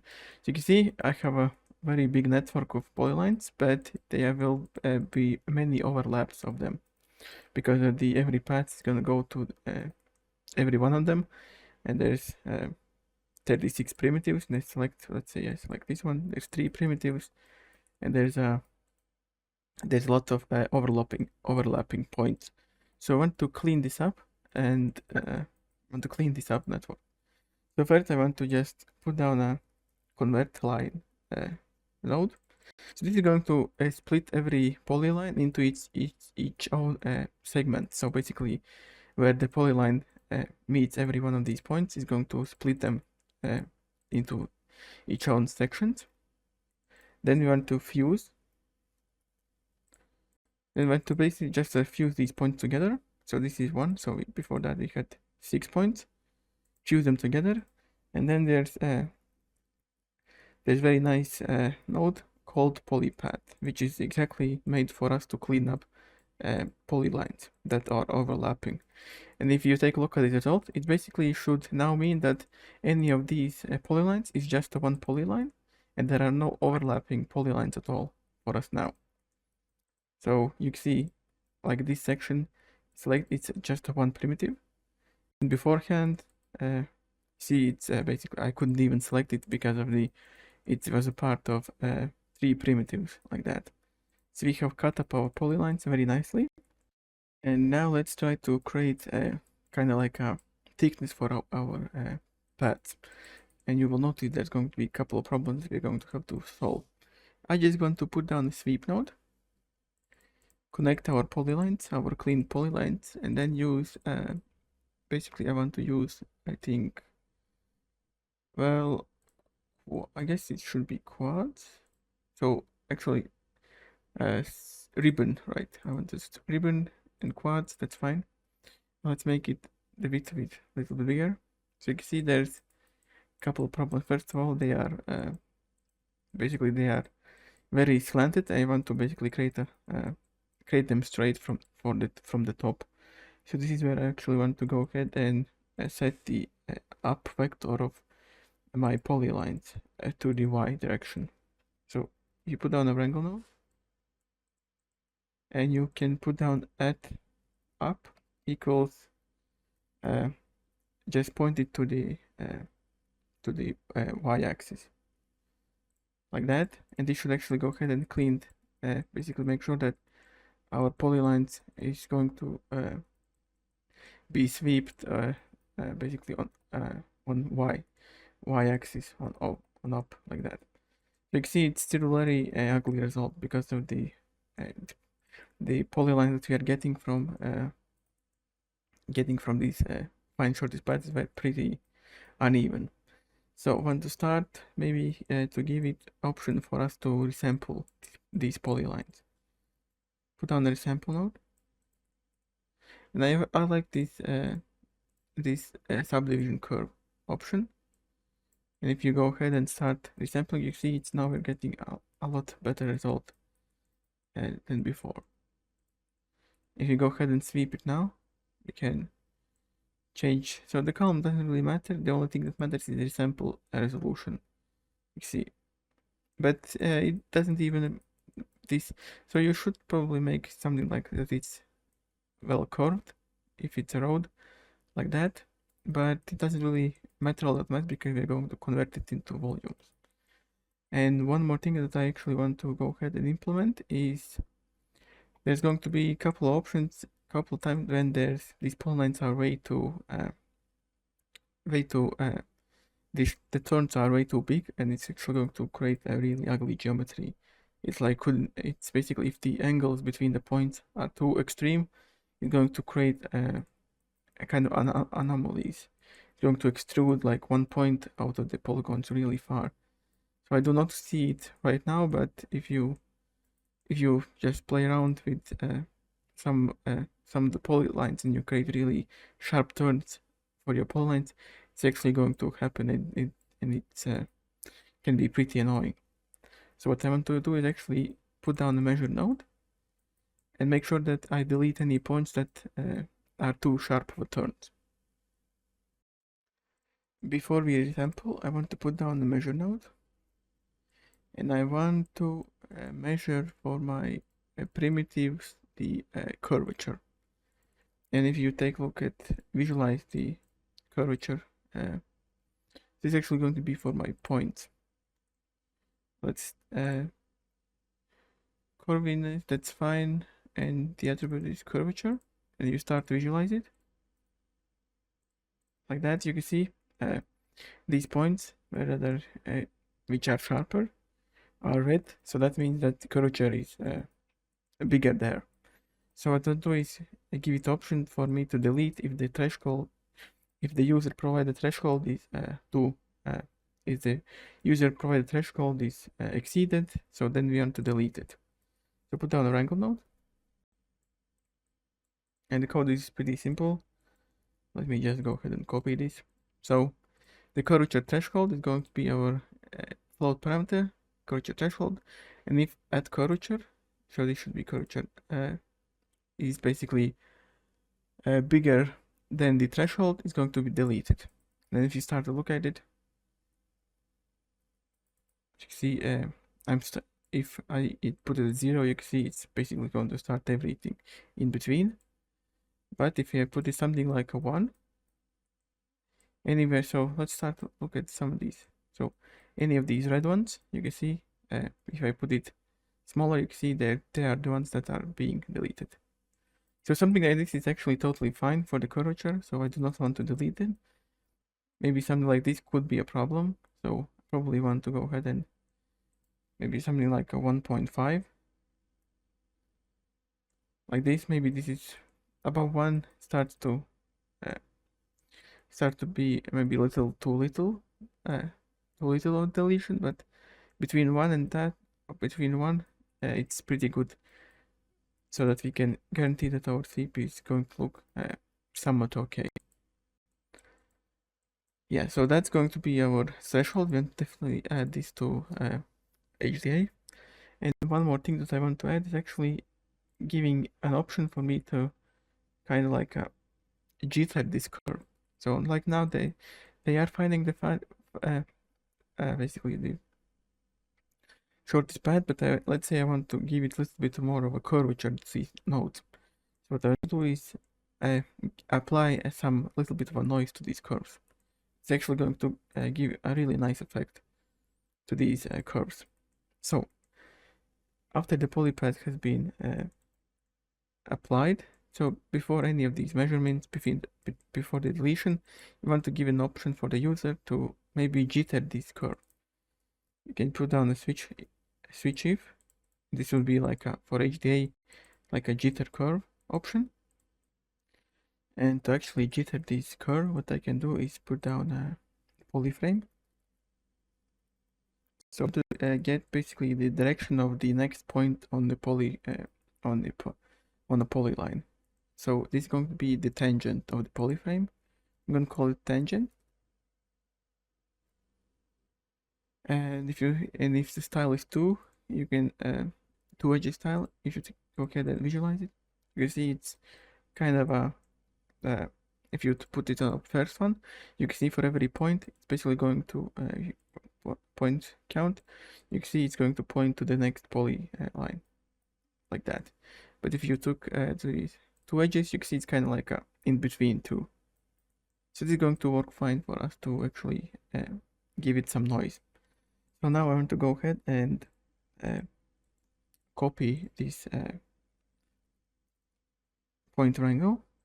I want to go ahead and copy this attribute to my bitangent. So basically, this is going to be this is going to attribute that I'm going to rotate around the y-axis, and it's going to be. Let me just go ahead and copy this. V at bitangent is going to be V at tangent. So basically, now I just copy it, and if you put down attribute adjust node, attribute adjust vector, I can go ahead and copy this bitangent that I just created on the y-axis. So if you think about it, let me go ahead and maybe like that. So if you imagine this vector points here, and we just copied it, we can go ahead and say that we want to rotate this vector, our bitangent, around the y-axis, which is in Houdini always on y. So basically going to go around.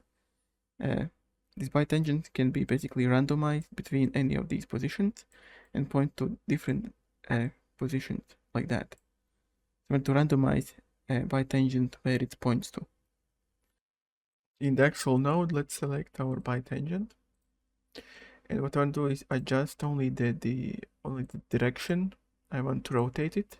I want to rotate around the y-axis like that, and we want to go ahead and give it so instead of the constant, I want to maybe give it a random, and I can give it a specific value. So for the noise, what I want to do is probably give it like a 90 degrees and -90.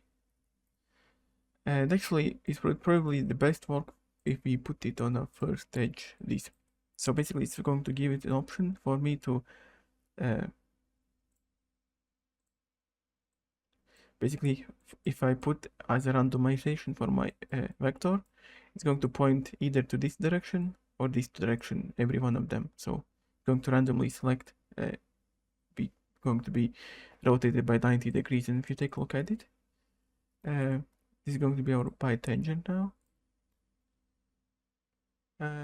That's fine, that's fine. Let's start to visualize it.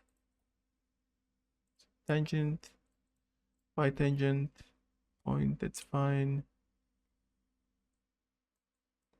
Okay, see, it's not bitangent and tangent. This should actually go ahead and update. I'm not really sure why it's not. Oh, because of the visualization. So what I want to do is it's a vector. It's a marker and a vector. You can see every one of them is basically pointing either this direction or that. And this is a very nice ability for me to start giving these points an offset so that we can go ahead and jitter this polyline. And for that, I want to give some noise attribute. What you give is attribute noise. And this here is just a float value of how far I want to move this every one of these points. So just put it as a float, as a point, and then you can let me just so this is going to be so CD. Let's call this something like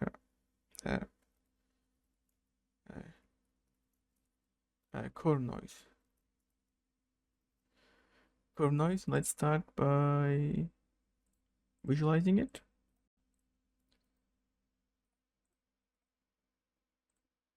So I would probably do it black and white. So where is the grayscale? Like that. Just to visualize it, you can see it's the amplitude something maybe like this. So it's kind of hard to know how it's going to look. Let's just give it some noise and see the result when we have moved it around. So the core noise is that, and now I want to go ahead and actually apply this core noise to our bitangent. This is going to be actually for each primitive. So we're going to want to use a for each primitive because we don't want to move the first and last point of the curve, because that would actually go ahead and mess with our start and end points for the viewer state and all of the points that are scattered. So it's not going to be give us a consistent result. So that's why I want to go ahead and make sure that point wrangle, and in the point wrangle when to use all the points, then the except for the first one, which is 0, and for the endpoints of the geometry -1. So this means run through every point except for the first one and the last one. And to apply this noise, it's a very simple way we can do that. Let me just paste inside here. So what we're doing, we are getting our current position plus the bitangent, which is these. We're getting a point somewhere inside here, and then we want to get the difference between the new bitangent position and our current position, and this is going to get our vector, basically basics of vector mathematics, vector subtraction and addition. And I want to just multiply this vector and apply this to our current position. So it's going to give us this kind of you can see that basically our noise goes along this vector position for every one of these points. And one thing I forgot to add is actually make sure that I also do not include the last point. So this works, but for every one of these exceptions with the caret, you actually have to give it a caret also. So before the end, so that make sure that first and last point doesn't move once you have set this up. So this is how it's going to work. So this switch, we can enable or disable this polyline jitter. After that, we want to go ahead and measure it, and then we want to apply our curvature deletion of the points, and then we want to resample it like that. And this is basically going to give us our nice curves, and even with all the resampling and all of the deletion of the curvature points that are too big, you can see that, let's say I enabled and disable, you can see we're getting curves. And if you go to the curve noise, give it an amplitude, so you can see we're still getting more curvature on these points even after all the deletion. So it's kind of a you have to be kind of look, all of these parameters have to work kind of together to make something that you are looking for, because if you move these points too big apart, you can see that these will start to wander off. So yeah, so this is basically just probably the best idea is to keep the noise pretty small. Even that, you can see we're getting very nice jittering. And before we are going to create our polypaths, what I want to do is actually go ahead and project these points back to terrain. So what you can do is objects merge our heightfield input and create a attribute wrangle node with this code. So this should basically, if you take a look at it, you can see we are basically projecting these points back more closely to the terrain, like that. So this should ideally move these points very little amount so that it doesn't disturb our already created polygon curves, so it doesn't intersect with them too much. So, and this code is pretty simple. It's very simple actually. So we are using the intersect, we're running over the points, we're getting the current point position, and we're basically just intersecting with the either y positive y or negative y direction. And if it has intersection, we are basically updating that point's position, and that's it. It's a very simple code, and yeah. So this is pretty important because of the path that we're going to create. Going to need to be as closely matched to the actual terrain as we can. So you can see, actually, I'm getting this kind of a too big of a curvature for this point. So this is where I want to go ahead and cut the threshold of my curvatures. So you see it now looks a lot better. So now what I'll do is go ahead and put down extrude. So the poly extrude, make sure that you also output the back of it. And we don't even need, I mean, the divisions is from the sweep node. We can probably put it something like a 1. We don't really need anything because we are actually going to go ahead and remesh, put down a voxelize mesh grid. Basically, we want to voxelize our path. If you take a look at it, so it's going to, by default, it's going to be very rigid. So this is where we want to go ahead and say we want to apply some adaptivity, so it doesn't create such a big polygon count. You can see we're getting this kind of really nice soft edges from this voxelization of the mesh. And then we want to do, there's a dilate and erode option. If you start to erode it, make it smaller, you can see we're basically kind of like eroding this path like that. And then we can also project to the origin option, original. You can see if you give some smooth iterations, we get these very smooth edges for our paths like that.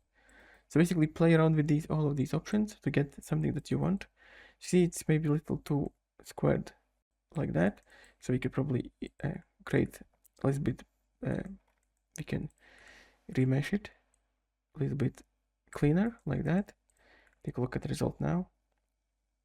So if you see, we're getting kind of maybe a little bit smoother result, and this is nice because of the adaptivity is pretty big, so it's going to try to give polygons only most polygons where there are curvatures around. So this adaptivity option is actually really nice for the quickness of the tool. So basically just create something like this so that we can start to maybe project it back to our height field. And at the most basic level, what I want to do is project this geometry back to our height field. So put down a height field project.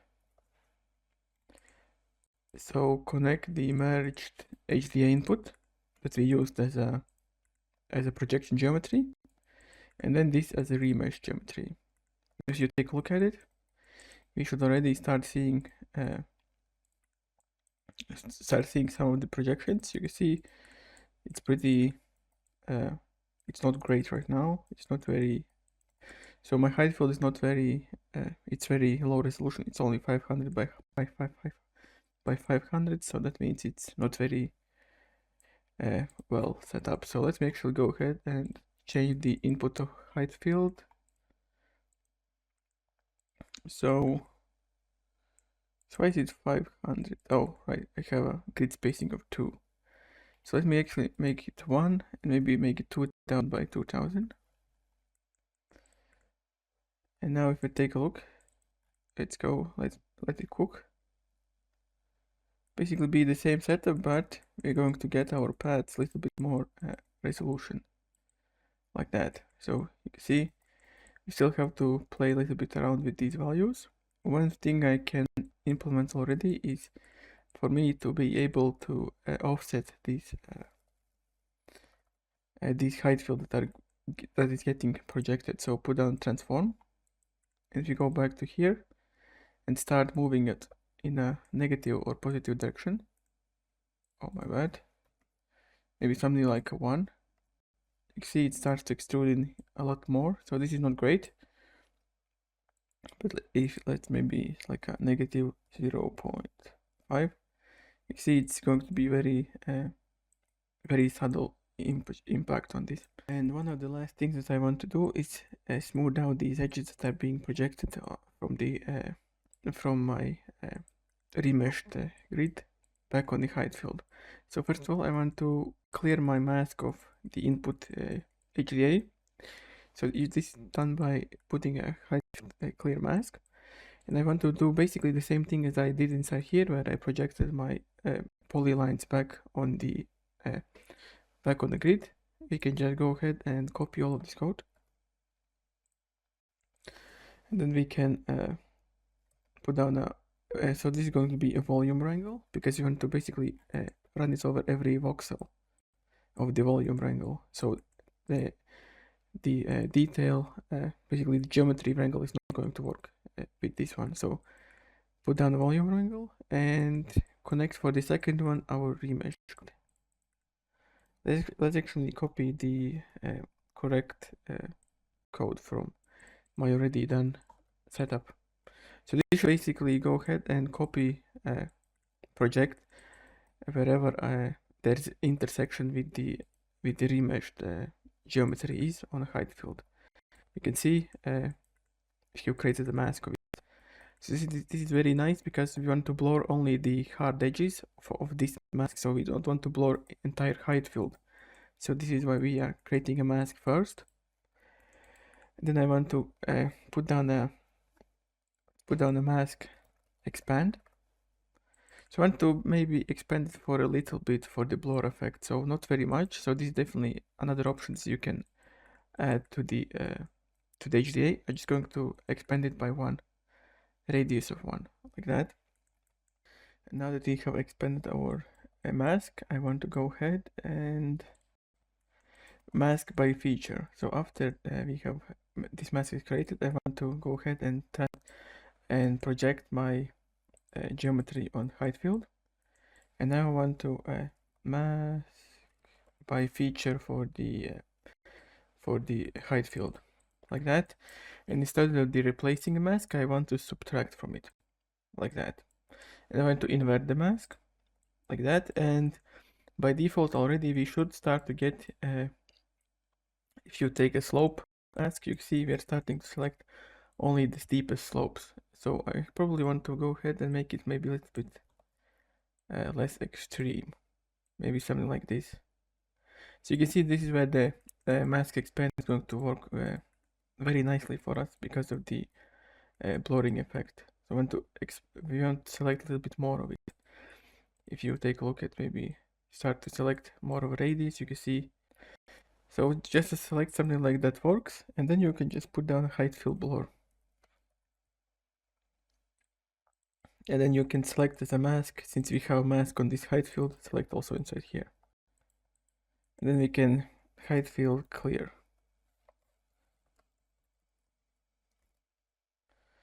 Height field layer clear, I think that should be fine. We want to clear out the height field of the mask. Let's start to look at, so this blur is maybe too much, because you can see it start to create kind of like a steps. So I want to blur it by pretty small amount, and imported end result looks like something like this. So I just randomly place some paths, and if I start to play it from somewhere like maybe here, so you see it's pretty wide, so we could probably change the width of it. But yeah, so you can see we have all these very well defined paths we can make across our landscape. And to end this long tutorial, I wanted to show close to finished HDA how I made some of the more of the modifications on it. First of all, I wanted to add option for me to output different parts of this HDA workflow. So we have our paths like that. So this is because let's say I want to maybe do not want to curve jitter curves, so I can see the difference between if I jitter or I do not jitter the curves, like that. So this is option for me to output them only. So traversal polys, which is our voxelized paths, and also traversal polyline. So this is just to visualize how they look. so that I can change them and see the results live, and not only basically the end result, which is sometimes not very helpful to see. Another thing I want to do is give myself an option to export the mask of the height field.